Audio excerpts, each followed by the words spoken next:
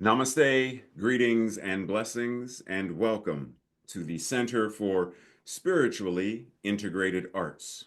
This is our Sunday message, and I am Reverend Dr. Raymont Anderson, the founder and spiritual director of this center. And I invite you to watch not only this Sunday message, but any of our archived messages. I invite you to join any classes or events that we have going on. I invite you to reach out and email if you have any questions. Questions about this community, questions about me, questions about what we do, or questions about this science of mind and spirit, liberation theology that we practice and teach. And if by chance you find yourself seeking beloved community with other like-minded beings, even if you already belong, are a member of another community, church, or center, you are more than free to have multiple affiliations wherever you are fed and find community. You are invited. And lastly, feel free to click like, subscribe, and share this or any other message or announcements with others in your circle.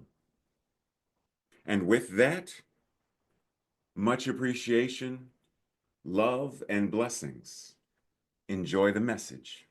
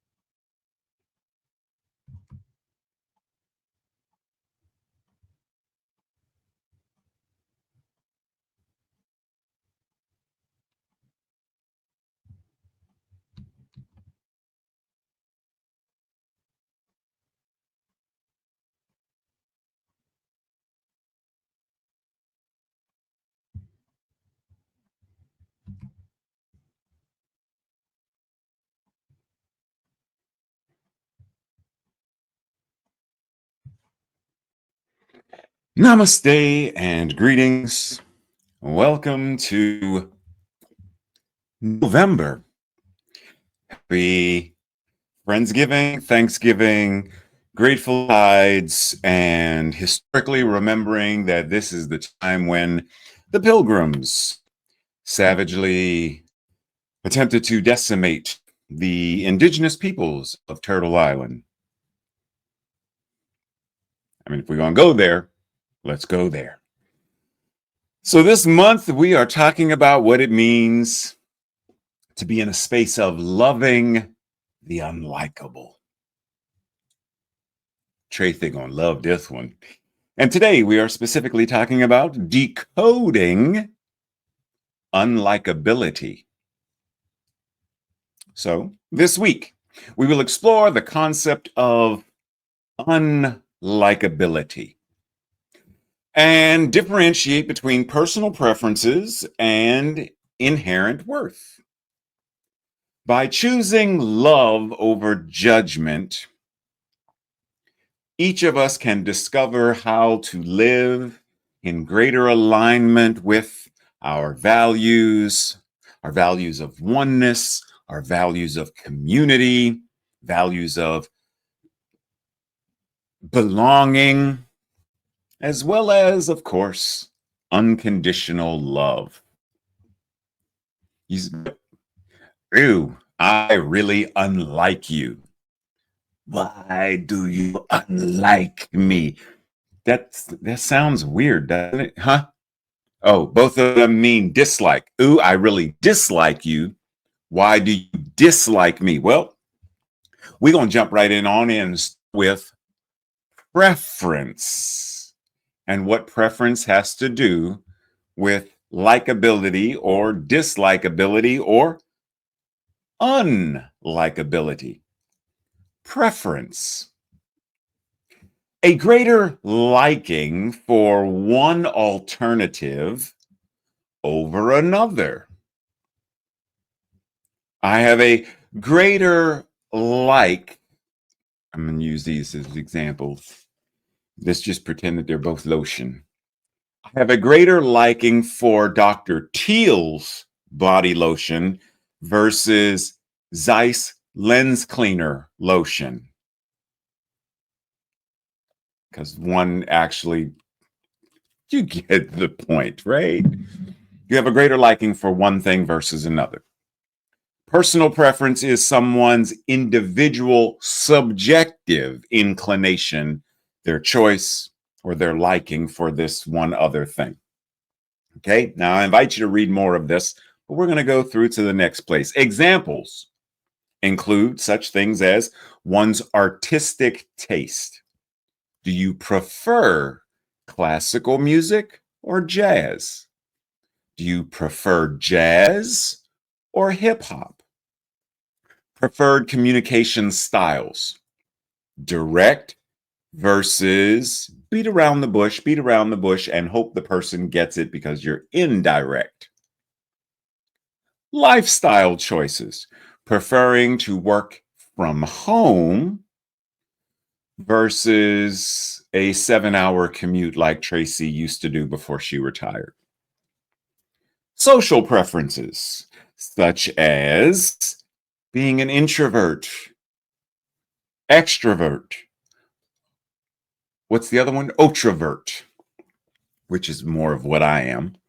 And then these preferences, whatever they may be and however they may show up, influence and impact all of our various decisions, all of our various choices, and how we show up and interact in the world. Now, some people may think, whoa. How does my preference for classical music have anything to do with my decisions, my choices, and my interactions in the world? Well, let's go here. Suppose that there's a certain person running for president, and this person has made it very clear that they are going to do away with the arts. They are going to get rid of the Kennedy Center, change its name. They're going to get rid of the Hippodrome, change its name. They're going to do all of Broadway, going to change its name. You love classical music. That's your preference. How likely are you to vote for this person who wants to get rid of funding for the Philadelphia Philharmonics? They want to get rid of all orchestras. Just no more funding, no more venues. How likely are you to vote for them? Well, this applies to everything. How likely are you to go to a restaurant where, such as Tracy and I went to many years ago in New York, Hard Rock Cafe, where the music was so loud. I mean, it was obscenely loud that I couldn't hear my own self chew. Thank goodness Tracy and I know how to sign, because that was the only way communication was going to happen in that place. Our future places, oh, Tracy, next time we go to New York, we should definitely go back to no. Our interactions in the world, as a result of that, we prefer somewhere else. All of our preferences impact how we show up. Now, it's important to note culturally, as it refers to sexual preference or orientation kind of thing, right? Oftentimes people say, well, what's your sexual preference? No, it's not a preference. That's offensive because it implies that the person in the LGBT community can actually choose to be LGBTQ. Now, someone might ask someone who will say someone's bisexual. They may ask in terms of who you're attracted to, because it could be anyone, who you're attracted to. Are there certain preferences regarding the gender of the person that attracts you? That's very different, because you're not saying that they are choosing their sexual expression. You're asking them, do they have a preference for the types of males, females, etc., that are attractive to them? Very different. And note, there is a very similar change occurring culturally regarding someone's preferred pronouns. Because the way it's often phrased or asked, do you prefer he, him, she, her? Like, it's the way it's asked, I'm choosing these pronouns versus, no, this is what my pronoun is. Now, someone may say, because they're in that space of, it really doesn't matter because all of them apply. Then you might say, well, okay, all 10 apply, but do you have a preferred something? Because I would rather address you or refer to you by the one you actually prefer. I know all of them apply, but is there something that is specific? Then that's different. So just being culturally aware, but once again, noting, to get back to point, our preferences shape how we show up in the world. Now, keep in mind that one of the things we are going to be talking about is this idea of inherent worth and dignity. And how do our preferences remind us of our inherent worth? Now, let's start with the concept of inherent. Existing in something as a permanent, as an essential, and as a primary characteristic attribute. It's already there. It's permanent. It doesn't shift. It doesn't change. It's not like the seasons. What season is this? It is spring. For my inherent worth in spring is that of a quarter. But come fall, my inherent worth will be worth a ton of gold. No, your inherent worth doesn't change. And oftentimes, because it's this idea of preferences, we think that our inherent worth is tied to who we are, like our role. What do we do? Versus you are worthy simply because of what you are. Meaning what? You are a divine expression of oneness itself, an incarnation of God itself. There is no more being worthy than that. You are the universe expressing itself as you. You're worthy. Now, we're talking about this idea of decoding, which implies there is something to figure out. What are we figuring out? We're figuring out, well, first, I want to do an acronym because it's my thing.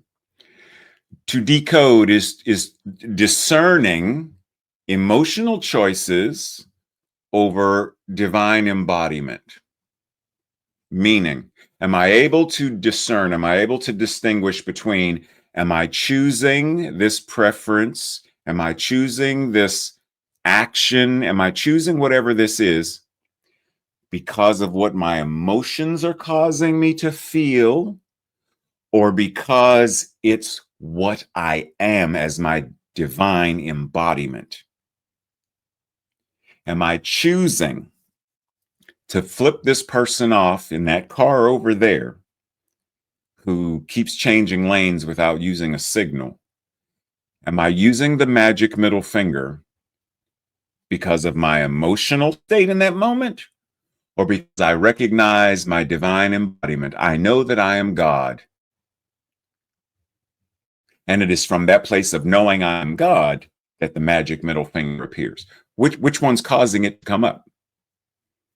So to decode is to be able to discern what in this moment is driving the ship. What in this moment is causing this behavior? What in this moment is causing that reaction? Breathe. As I notice that the internet is still messing up, so I very well may be blurry on your screen. Prayerfully, it's not interacting with the sound or affecting the sound. Nonetheless, in a very real sense, we have two minds, one that thinks and one that feels. So once again, the invitation is to be aware, to discern, am I responding from the feeling mind, the thinking mind, or an integrated oneness of mind that feels and thinks and then chooses from a place of wisdom? Daniel goes on to say, anyone can become angry. That is easy. Just ask Bruce Banner. But to be angry with the right person to the right degree at the right time for the right purpose and in the right way, that is not easy. And he's quoting Aristotle. So he's not saying that feeling anger is, no, you shouldn't feel anger. You're a new thought. And new thought, people, what you think about, you bring about. So you should not feel angry. This is all an illusion anyway. According to A Course in Miracles. So rather, it is, what is causing the anger? How am I responding from that feeling? Where am I? How am I? Towards who am I? It's all of that. This is why we can look at Jesus flipping the tables and say, who was he angry at? The moneylenders and the people in the doing the stuff in his father's house that they shouldn't have been doing there. It's not the right place for what you're doing, gambling and selling and bartering and stuff, right? So he's angry at the people who are engaging in sacrilege for that space. Was it the right purpose? Was it done in the right way? He flipped tables. Should he have sat down with them over a game of chess and, right? How are we decoding so that we are showing up more effectively? Because otherwise, we run the risk of what the Jedi warned us about, what Yoda warned us about. Fear is the path to the dark side because fear leads to anger, right? So the dark side of the Force happens when unchecked and allowed to run amok. Fear leads to anger. Anger leads to hate. Hate leads to suffering. And once you're in the space of suffering and you have allowed yourself to open to it all, you're no longer a Jedi. You are a Sith Lord. You are a messenger of the dark side of the Force. Do we realize that this is in many ways the same for us? Fear, right? Let me follow the thing. Fear leads to anger. Anger leads to hate. Hate leads to suffering.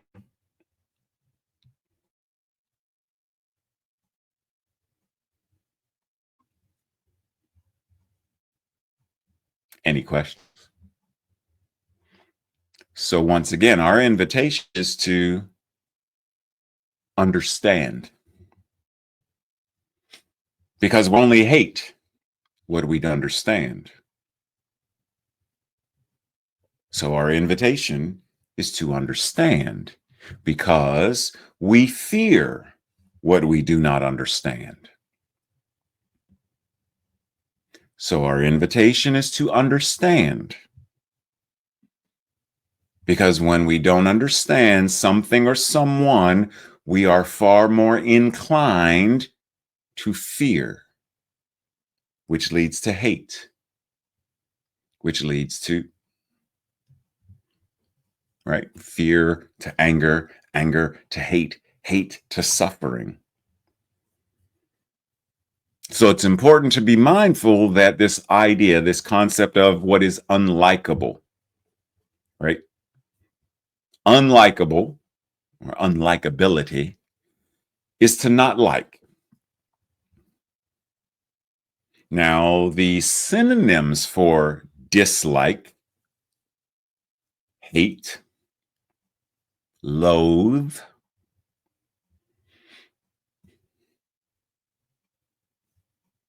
right? And we may not be thinking that, well, wait. If I say that I don't like, I don't like my broccoli. I don't like runny eggs. I don't like the yolk when it's runny. Am I actually saying that I hate it? But note, go back. It's nasty. I disapprove of it. So there's a different layer of when we're communicating, how are we communicating more clearly to make sure that our meaning is understood? Because there's a lot of things that we can dislike. And there are the nuances of to what degree do I dislike? To what degree do these individuals dislike what's on their plate? To what degree do some people, Tracy, dislike horror movies? Does she hate them? Does she find them offensive? To what degree does someone dislike a certain location? Yeah, I don't like New York City. My oldest son, he doesn't like New York City. Too many people. Feels claustrophobic, social anxiety stuff. Doesn't like New York City. Would he say that he hates it? I don't know. Some people don't like Washington, D.C., the capital. Why? Too many tourists. Okay. Some people don't like Pittsburgh. Why? I don't know. Pittsburgh is a great place to live. It's a beautiful city. Right? So we may dislike a location. We can dislike a food, dislike a genre of film or television, dislike a city or town. We can also dislike a character. Fictional characters. They're not even real people, but we can dislike them. And someone like, I'm not even going to say his name, Joffrey. There may be a loathing of what his character, what he as the character, like what that character represents. There's no, oh, I just hate him. Right? But do I understand it? Then there are the actual living, breathing people we may dislike. Once again, is it them or is it what they represent? Because just like the previous individuals, none of us know them. None of us went to school with them. They're characters. They represent certain values or the lack thereof, or they value things that you get the point. Well, same thing. Most of us didn't go to school with these individuals.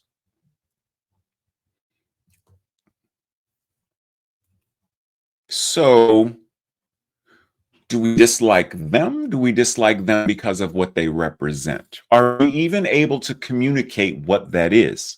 Because once again, what we don't understand, we dislike, fear, hatred, etc. So the more we understand, when we understand people's stories, then all of their actions, including all of the ways in which they hurt people, begin to make sense. Note, doesn't say that it makes it acceptable. It makes sense. I understand it.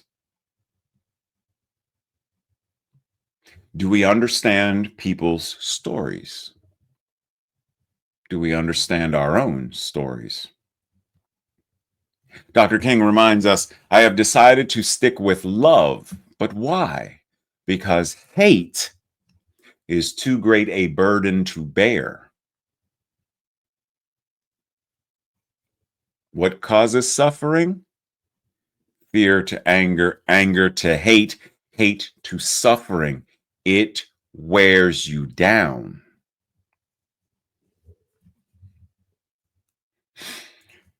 Anybody know what this movie, these 4 scenes, you know what movie this is from? Anybody? If you know, type it into the chat. And in 5, 4, 3, 2, 1. The movie is The Imitation Game. Now, what does this have to do with our discussion today? Do you know? Do you know who Benedict Cumberbatch, do you know who he was portraying in this film? If you know that, then you know how this ties into today's message. This gentleman, Alan Turing, famous for his ability to decode messages from the Nazis, etc. He was a code breaker. Specific, I mean, he did many other things, as it says, like he's a predecessor to what we now know of as artificial intelligence, but specifically breaking the code. He had an understanding. Now, the sad part is because he was a gay man at that time, he was not able to decode the aspect of self-hatred and societal hatred, etc., which ended up costing him his life. So once again, our invitation is the more we understand, it's like that, what is it, NBC? The more you know, the more we understand. Behind every code is an enigma.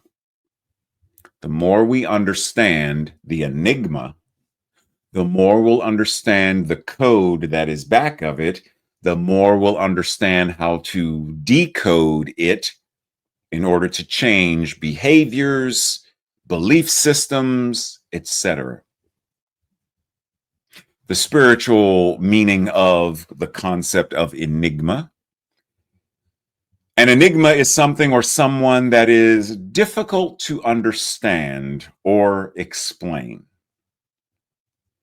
Often likened to uncharted territories or unsolvable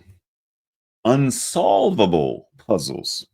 Yet in a spiritual context, it symbolizes the mysteries of the universe and the mysteries of the human soul, suggesting that there are aspects of this thing called life and this thing that we exist within that are beyond our understanding.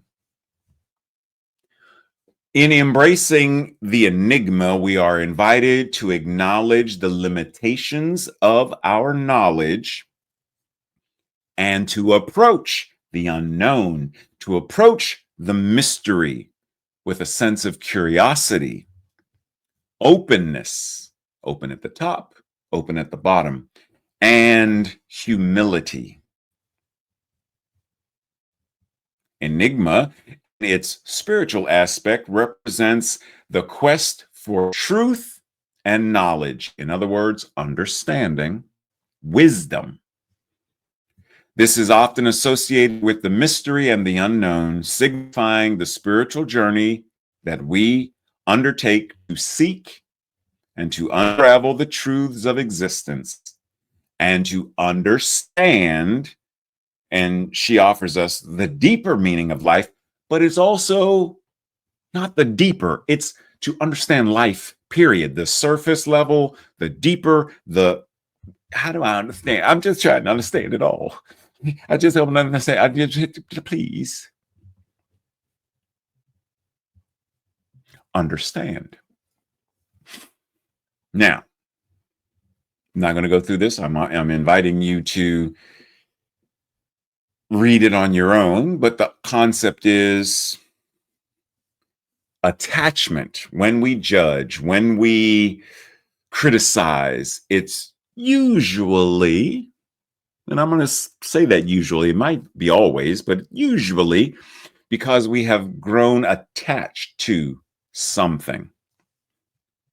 Let's say, for example, if I am attached to the Pittsburgh Steelers, that's my preferred team, then I'm going to criticize all other teams. There's a judgment to, oh, you're a fan of, oh, you're one of them, Giants. I can see Tracy's face right now. There's judgment because of my attachment to my preference. Versus, I could very easily say, oh, I prefer the Steelers. Oh, you prefer, oh, that's cool.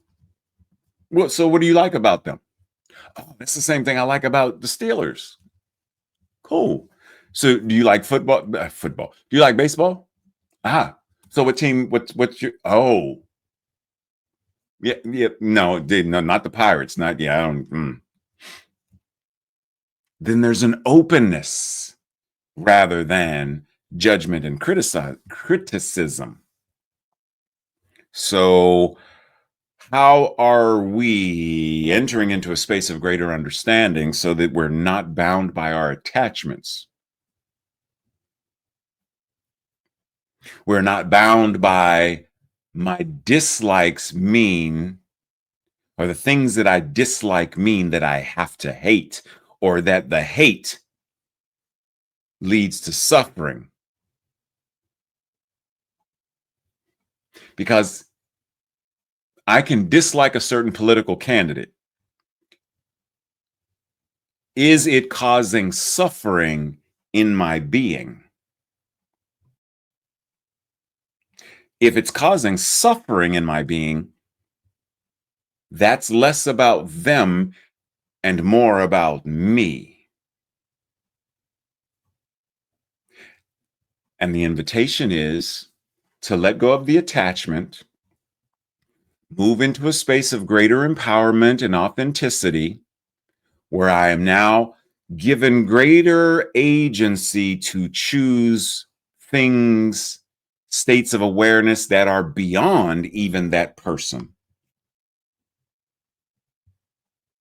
That's what Dr. King and the civil rights movement did. It wasn't so much about the people, it's about our choices.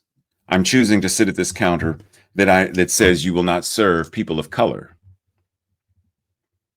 And when, sugar and salt and hot coffee and ketchup is poured on them, nonviolent resistance. Simply sit. There's greater agency that says, my choice to be nonviolent, my choice to sit and not be moved is greater than your racism, is greater than your systemic racism and the policies that are in place that say, this fountain is the fountain I can drink from. That one will get me locked up. How are we entering into greater agency so that we are love in action? Do we respect ourselves enough to be love in action? Do you respect yourself, your inherent worth, and all? Do you respect yourself enough to be love in action? Because when we are, then we are able to be what somebody else may not expect us to be, what someone else may not even want us to be, such as the Navajo code talkers. There were people who didn't want them in the military, didn't want them to just, as I said at the beginning, the Pilgrims and Manifest Destiny attempted to wipe them, Trail of Tears attempted to wipe them off the face of the planet. And yet, were it not for them, the United States of America would be a very different place today. They respected themselves, they respected their culture, they respected their language to such a degree that they were love in action.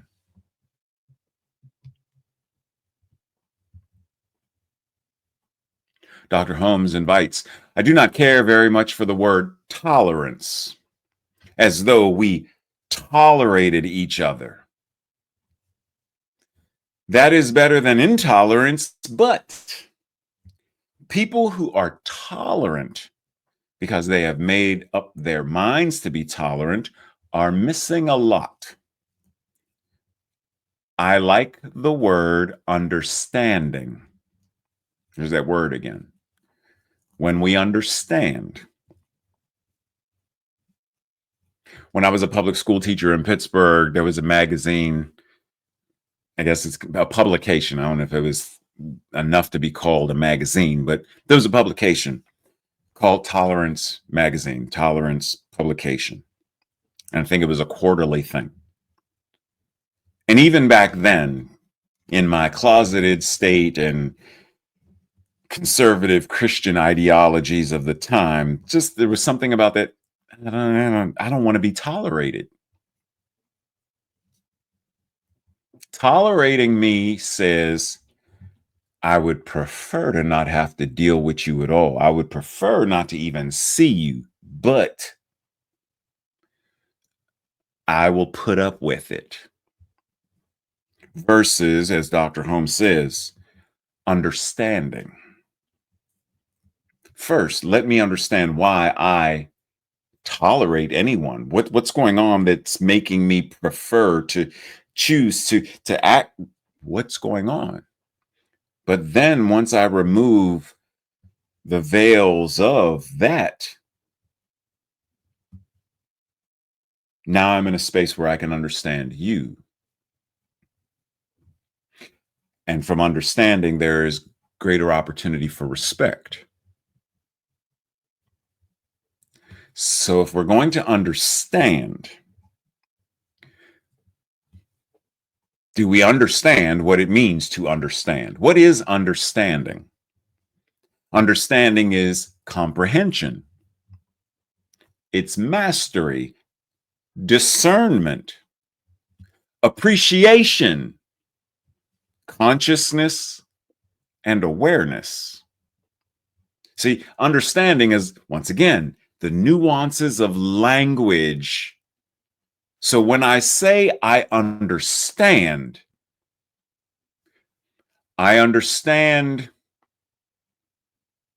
Aikido or ninjutsu. I understand it. What am I saying? Am I saying I comprehend? Both of them are martial arts. Am I saying I can discern between that one's ninjutsu and that one's Aikido? I can discern the difference based on how they move. Am I talking about appreciation? I appreciate both styles of martial arts. Am I talking about mastery? My understanding of them is because I have studied them and have mastered them. Simply saying I understand doesn't get you to really understand what I'm referring to. So once again, part of understanding is clarity. Clarity of communication. So crack the code of language.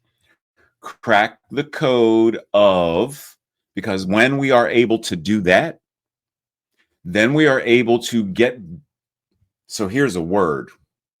Once again, we'll say karate. Here's a word. Karate. Karate. What's the word mean? Well, break it up in Japanese. Karate. The art of the empty hand. So what does that mean? It means the ability to defend and fight without a weapon. That's the general concept, even though in karate there's a bow staff and nunchucks and a variety of things, sai and tonfa, it's a variety of things. But the concept of the word. I mention this because when we are in a state of understanding and we are cracking the code, then we can crack the code to why these words exist and how these words show up as behavior. And the more we understand that, and the more we can break the code of that, wow, I got really blurry there for a second. I hope my audio is fine. The more we can crack the code of them, the more we can heal them and resolve them and evolve beyond them, which gets us to the 4 letters at the bottom, WWFA. You know what that is? Ooh, no, that is not what wow, I can't believe you went there. A world that works for all. I'm just moving on. So when we understand, then we are able to be in a place of transformative new thought. We are not in old new thought. We are not rehashing the same paradigm of the same closed. We are now truly open. And if we are truly open, then we are transformative. TNT, transformative new thought. We are blowing up paradigms so that radical evolutionary healing and change sweeps the planet, creating a world that truly works for all. And we are reminded that unity does not mean uniformity. Life has set the stamp of individuality upon everything, from a blade of grass to a person. There is unity at the center and variety at the surface. These variations are separate and distinct without being separated or isolated. Variety feeds on the unity in which it is rooted and expands through a consciousness of being one with and as the whole. So those who say things like, I don't see color, then you're not in a place of understanding God. You're not in a place of understanding unity and oneness and wholeness. Those who are anti-DEI do not understand unity the way Dr. Holmes is speaking of it, oneness or the consciousness of wholeness. They don't understand it, because if they did, then they would understand that God is expressing as my brown skin. God is expressing as my being a gay brown skinned man. God is expressing as gay brown skinned man who has a love of comic books and sci-fi as modern day mythology, who has a spectacular sense of humor, by the way. All of these things, they would understand that. And they would understand that respect is love in action. Respect is also equity, love in action. Justice, love in action. They would understand that as well, but they don't, which is why they say, even some people in New Thought say it. There are some ministers and practitioners who say it because they do not understand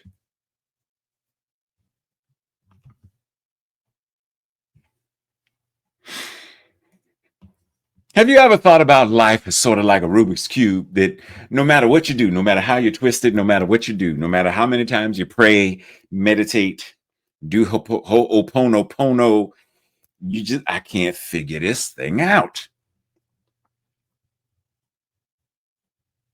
Well, pause for a moment and let's think of it like we're going to melt it. And I don't literally mean melt the Rubik's Cube, but we are going to melt into it so we have a deeper understanding, sort of like this young man in this video. Watch how quickly he solves this. Did you get that? Okay, do it again, dude.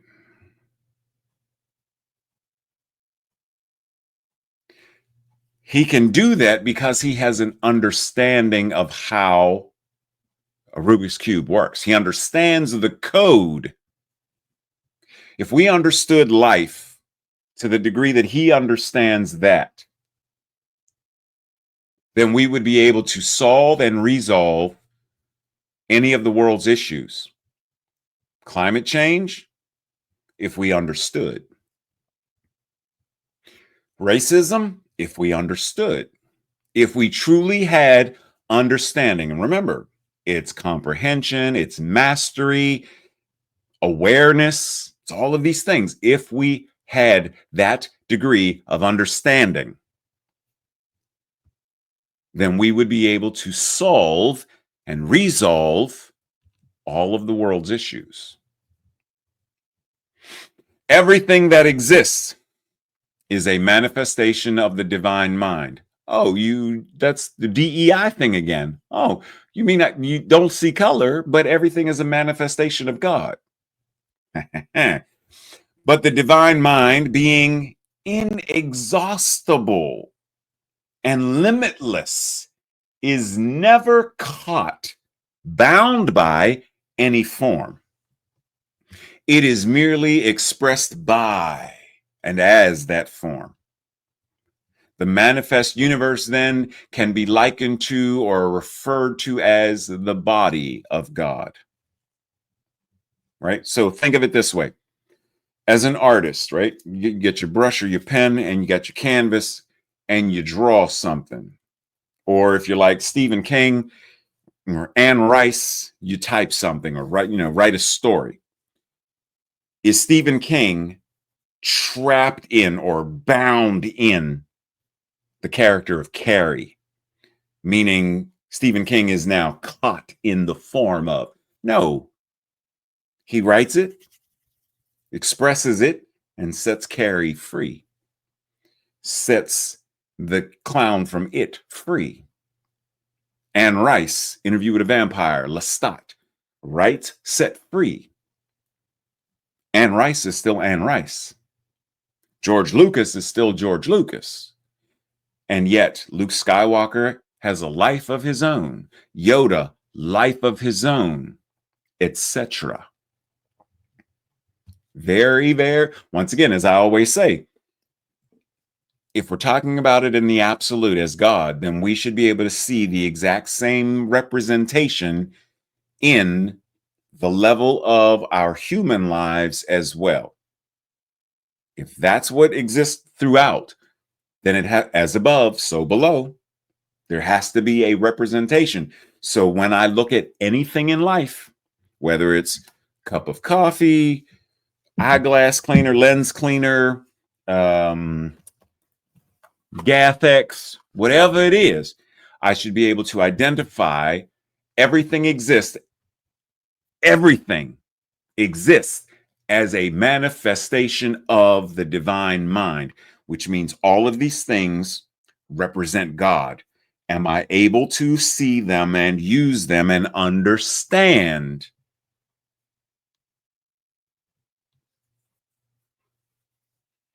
You ever heard that phrase? I think it was Troward who said it. To get the bloated nothingness out of the way. Oh, gas X. Bloated nothingness. Gaseousness. It's not substantive, and yet it causes discomfort. The bloated nothingness that he is saying causes discomfort. Same thing. Lens cleaner. Am I perceiving through clouded vision and understanding, or as clear and unobstructed by grit and grime of fingerprints? It's all a representation. That's why I say everything can be spiritual practice when we approach it from that understanding and awareness.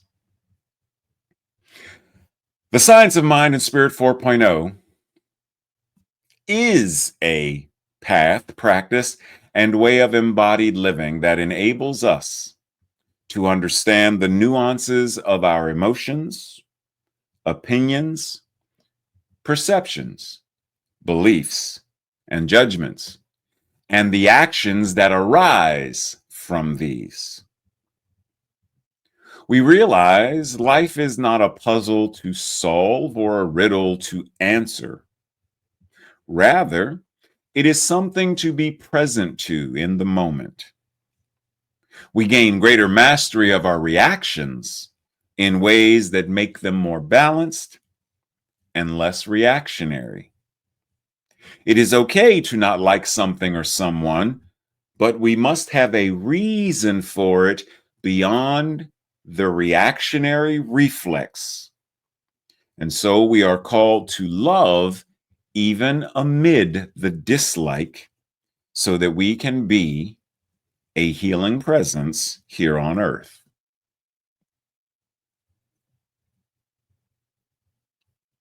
Breathe. This week's declaration, our affirmation, I will say it first. If it resonates with you, I invite you to say it with me the second time. I choose love, even when I encounter something or someone I don't like, because that is my nature. Together. I choose love, even when I encounter something or someone I don't like, because love is my nature. Breathe. This week's Thursday night study group questions or your own personal journal reflection. Who and what do I not like? What is it about them that I dislike? What does this dislike say about me?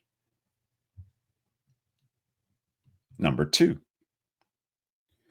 To what degree do I embody my inherent worth?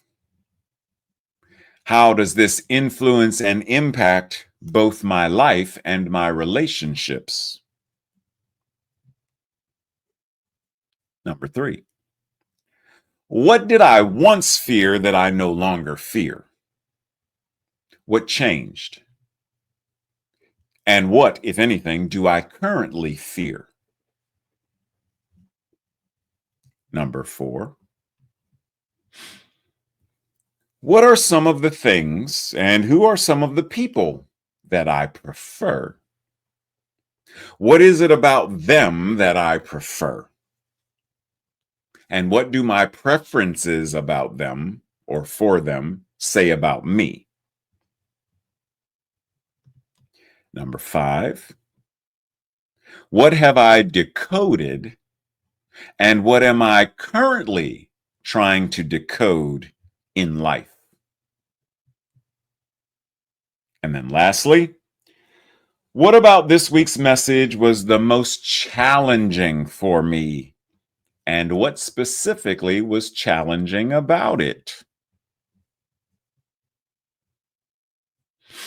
This week's The Practice, we are invited to discuss the acronym for decode. So go back and look at it again. And not just discuss the acronym, but discuss what it means as a daily practice. What does it look like? What does it feel like? What is your method of doing it? Right? How do you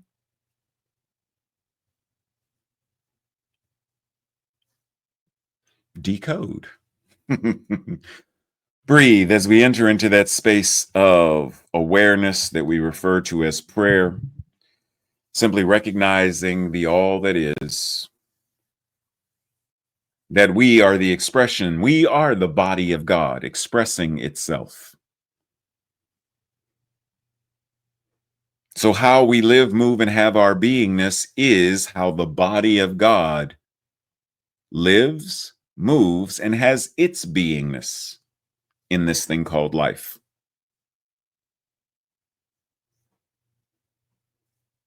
So I breathe, allowing this concept that we have spoken about today of understanding to flood my mind, my heart, my soul, my body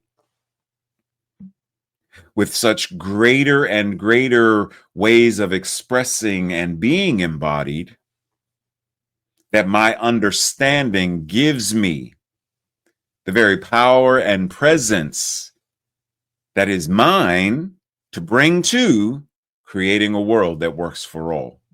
See, there are things that Ray understands that Tracy may not, but there are things that Tracy understands that Ray may not. This is no different than Ashley or Rainica or anyone else And so in this moment, I anchor into what is mine to understand. And how does that understanding get expressed as love in action, transformation in action, healing in action, the creation of a world that works for all in action. And it is this activity of the divine that I speak into the law right now, knowing that it is already responding, already shifting and moving whatever needs to be shifted and moved, manifested and created,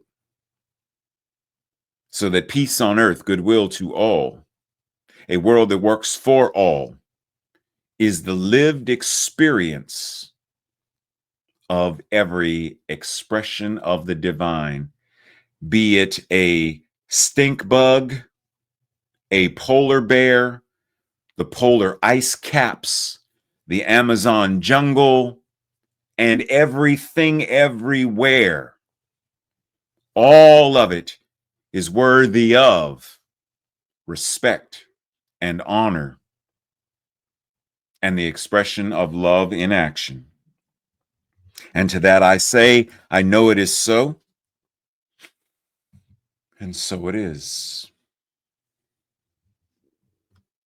Namaste, blessings, much love and appreciation as usual. We'll see you somewhere during the week, Wednesday, Thursday, or right back here next Sunday. Be well, be grateful, be understanding.